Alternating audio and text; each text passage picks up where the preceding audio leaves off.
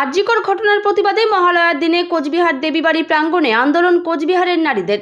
আরজিকর ঘটনার প্রতিবাদে গোটা রাজ্য সহ কোচবিহারেও ভোট দখল আন্দোলনে সামিল হলো কোচবিহারের নারীরা। মহালয়ার দিন অর্থাৎ বুধবার ভোরবেলা দেখা যায় কোচবিহারের রাজ আমলের তৈরি দেবীবাড়ি মন্দিরে একত্রিত হয় কোচবিহারের নারীরা। সেখানে তারা বিভিন্নভাবে আন্দোলন করে।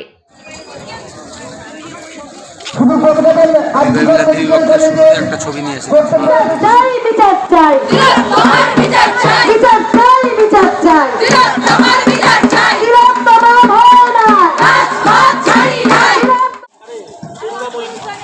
শুধু নাগরিক বৃন্দ